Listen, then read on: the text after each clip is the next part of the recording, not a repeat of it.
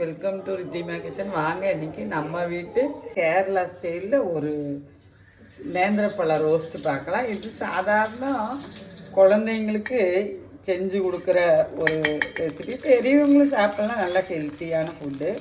நான் ஒரு ஸ்பூன் நெய் தோசைக்கல்லில் விட்டுட்டேன். பாருங்கள், இப்படி பீஸாக கட் பண்ணி நான் கல்லை சிம்மில் வச்சுட்டேன். பீஸாக கட் பண்ணி அதில் குழந்தைங்களுக்கெல்லாம் நல்ல ஒரு டிஷ்ஷுங்க. ஸ்நாக்ஸ் பாக்ஸில் கூட நம்ம கொடுத்தனுப்பலாம்.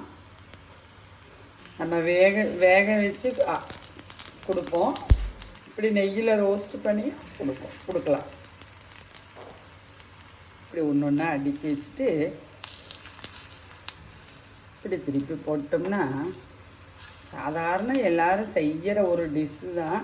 குழந்தைகளுக்கு பழம் நல்லா கனிஞ்ச வளர்ந்தான் எடுத்துருக்கிறேன். கொஞ்சம் பச்சையாக எடுத்துட்டோம்னா கருக்குன்னு சொல்லி இருக்கும். இது நல்லா கனிஞ்ச வளம் நல்லாயிருக்கும்.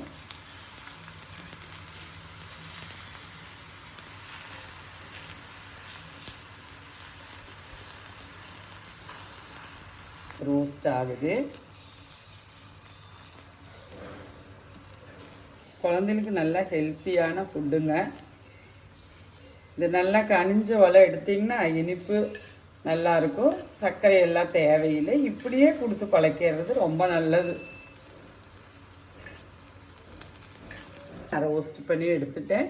பாருங்கள், நம்மளுக்கு ஆயிடுச்சு.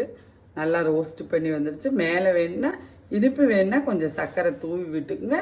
பழத்தோட இனிப்பே போதுமான அளவு. மேக்ஸிமம் குழந்தைகளுக்கு கொடுக்கும்போது அப்படியே கொடுத்து பழக்குங்க, சுகர் போடாமல்.